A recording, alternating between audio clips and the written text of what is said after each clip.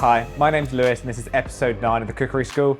Today we're cooking red wine and chicken casserole with herb dumplings. The ingredients list you're going to need is 2 chicken breasts, 1 tablespoon of plain flour, 1 onion, 80 grams of smoked back bacon or lardons, 1 garlic clove, 1 bay leaf, 1 strip of peeled orange zest, 100 grams of flat mushrooms or butter mushrooms, 1 tablespoon of redcurrant sauce, 100 ml of red wine, 100 ml of chicken stock, and then for the dumplings, 80 grams of suet mix, 10 grams of parsley, 10 grams of grain mustard, and then water to mix. So follow along, I hope you enjoy. So to start off, we're going to cut the onion. Obviously, being a casserole, we want this to be quite chunky. Better to do it is we just cut straight down the middle. So we're left with 2 little segments, and then we'll just do a nice rough dice all the way through. And just make sure you keep your thumb behind your fingers. Just a nice little rough dice. Next up, we're going to peel this first. Just because when you slow cook these, sometimes the skin will stay together. I'm just going to slice it into nice chunky slices and add that to the onions as well. Next up, we're going to cut the garlic clove. For this, we're literally just going to do some nice thin slices. Keep it whole. And once that's finished, add that to the mushrooms and garlic as well. So next one, we're going to cut the parsley. So the best way I find to do it is if you bunch it all up into nice little leaves, and then if we just basically roll this up into a nice little bunch, so you're not trying to cut all individual leaves, so it's like that, and we'll just run our knife through it nice and fine. Once it's all cut, you have a bowl under your bench, add it straight to that bowl. We've got a big tub of suet mix. If we add that straight in with the parsley, and then there's also some whole grain mustard, if we also add that in. So this is for the suet dumplings, and basically we just want to add water to this to basically bind it. And you just want to add a little bit, give it a little stir until it just comes together. You want quite a thick paste. So add bit by bit, stir it in until you get that desired consistency.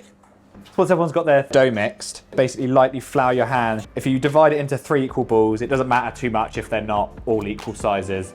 And then roll them out. They haven't got to be perfect. And then just onto your tray. You should get 3 to 4 dumplings.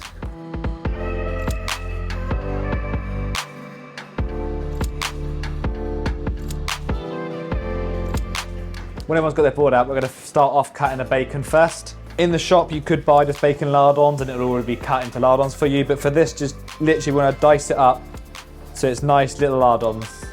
So once everyone's done that, we're going to move on to the chicken. We're just going to add these to your little container. We need to add half of this flour to it. That's 2 tablespoons of flour, so you just want to add 1 to it. And just basically try and coat as much of these chicken breasts with the flour as possible. It hasn't got to be perfectly covered, it's just so when we pan fry, it gets a nice texture to it.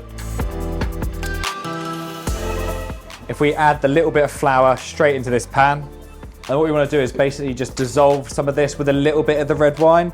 You don't want to add it all in, because we don't want to get too many lumps. But if you add a little bit to it first and just get it so it all is combined, we can add the rest of the liquid in. And basically just, mix it together so you make like a nice little paste.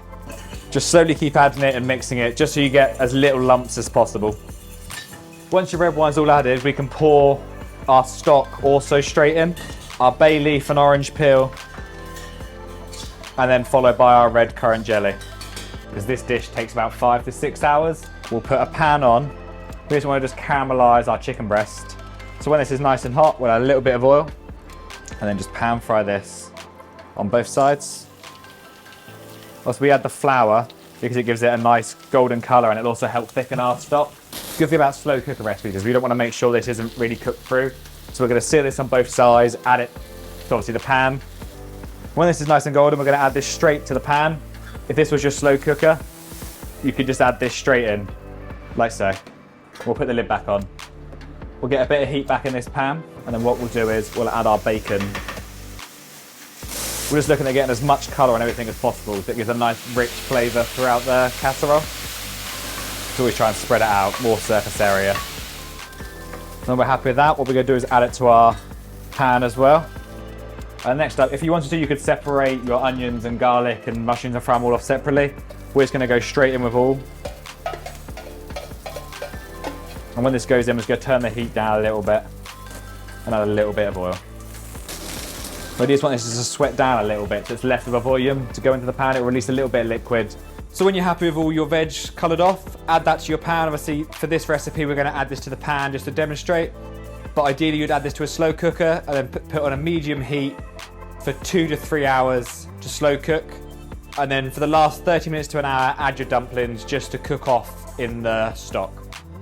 And then we have our chicken red wine casserole with herb dumplings. I hope you enjoyed following along, so join us next time for the next episode.